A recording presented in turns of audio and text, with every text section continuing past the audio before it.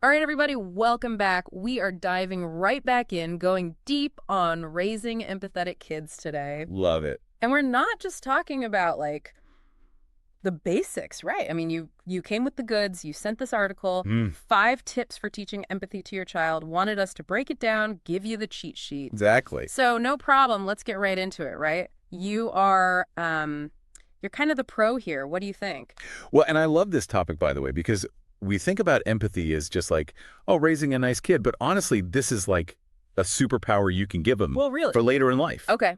It's connected to everything from relationships to even like academic success. It's huge. Wow. And it all starts with these foundational practices. Okay, so their first tip is model empathetic behavior, which Yeah. like on the surface seems pretty straightforward. Yeah, but I think when you really dig into it, it's Yeah. like, how are we actually doing that? Well, and it's so true because it's one of those things. It's easy to read a tip and be like, yep, got it. I do that. Check. But what does that look like day to day? You know? Totally. And the biggest thing to remember is that kids are sponges. They're always watching, even when you think they're not. Oh, yeah. And they're picking up on those little cues. So, Totally. like, I'm sure you've seen this. Little kids, they'll, like, mimic your behavior, like talking on a toy phone, the same way you do on your phone. Oh my gosh, my niece, she tries to put on shoes just like me. She's 1. Well, like- here you go. It's crazy. They're hardwired for it. So if we're yelling at the slow driver in front of us, guess what they're picking up on? Makes you really think twice about those road rage moments, huh? Right. And it's not just about avoiding the bad, but being intentional about showing the good. Okay. So narrate those moments. You know, you see someone who looks sad, be like, oh, wow, it seems like they're having a rough day.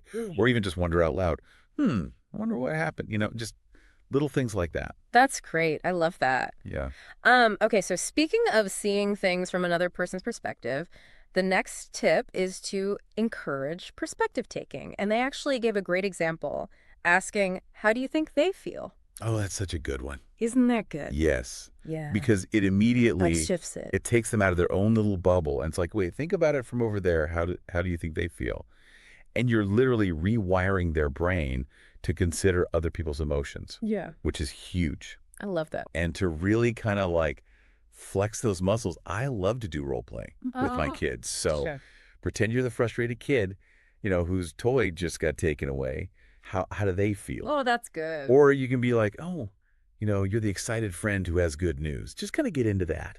I love that. It's like, it's literally putting yourself in someone else's shoes, which I think is so important for kids to learn. Yeah. And oh my gosh, you know what that makes me think of? The next one, read stories together, because that's kind of what you're doing in books, right? Oh my gosh. Books are like empathy cheat codes, I swear. Really? Because they can transport you to different worlds, different Yeah. times. They step into the shoes of countless characters. It's brilliant for building empathy. Do you have any suggestions for books that really get those empathy wheels turning? Oh, yeah, tons.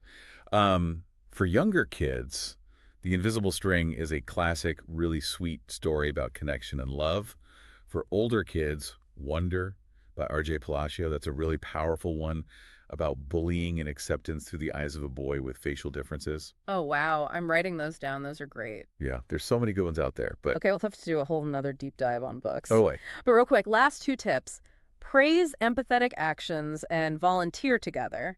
And those kind of like are what they are, but any nuances that we're missing there? I think with praise, it's so easy to just be like, good job, but be specific, Oh. you know? So instead of just, oh, you're so kind, say, I noticed you shared your snack with your friend who was feeling down. That was so thoughtful of you, you know? Oh, that's so good. It's like giving them that feedback Exactly. on what they're doing. So Because at work, it's like you think about giving a plant sunshine, right? Mhm.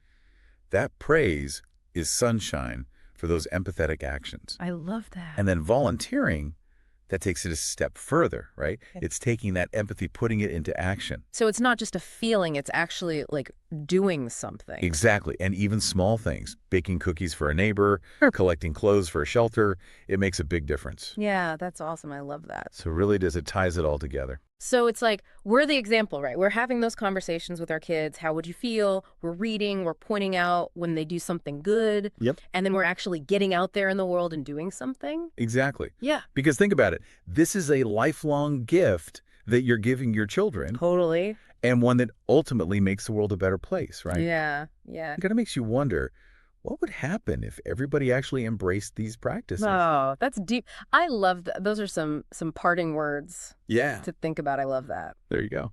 Well, thank you so much for diving into this with me. This was great. My pleasure. Always fun to talk about this stuff. Yes, and thank you all for sending in your questions. Keep them coming, and we'll see you in the next deep dives. Yeah. Bye.